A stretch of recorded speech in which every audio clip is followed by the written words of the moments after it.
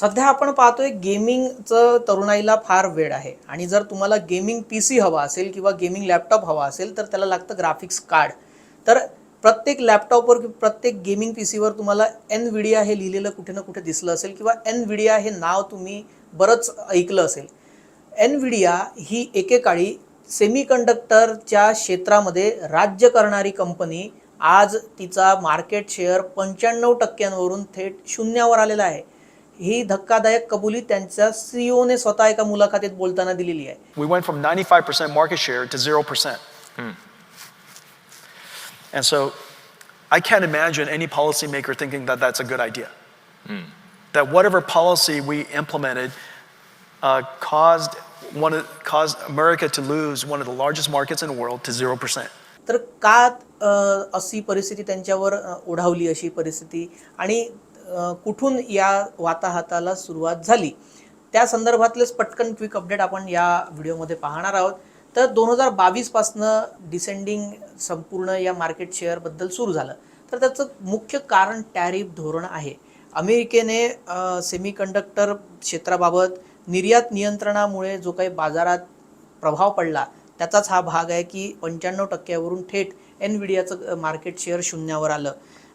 त्यांचे जे सीईओ आहेत जेनेस हुआंग यांनी याबाबत माहिती दिली की 2022 मध्ये निर्बंध सुरू झाले। एनव्हिडियाला त्यांच्या उच्च कार्यक्षमता असलेल्या AI चिप्स ज्यामध्ये H100, A100 आणि H200 मॉडेलचा समावेश आहे त्या चीनी कंपन्यांना विकण्यास पूर्णपणे त्यांच्यावर बंदी घातली।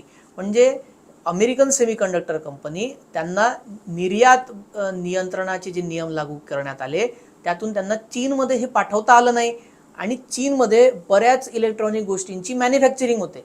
आता चीनला एनव्हिडियाची चिप नाही पोहोचली त्यामुळे तिथे मॅन्युफॅक्चर होणाऱ्या लॅपटॉप किंवा कुठल्याही कम्प्युटर्समध्ये एनव्हिडियाची चिप नाही लावण्यात आली, इतर कुठली तरी चिप लावण्यात आली आणि तिथेच संधी साधली चीननं। आता चीन स्वतःच्या देशामध्ये स्वतःचं सेमीकंडक्टर कंपनी किंवा स्वतःचं सेमीकंडक्टर इन्फ्रास्ट्रक्चर उभं करण्यासाठी प्रयत्न करतोय किंवा आता आसूसलेला आहे असं म्हणायला हरकत नाही। त्यामुळे आता त्याचाही मोठा फटका बसला।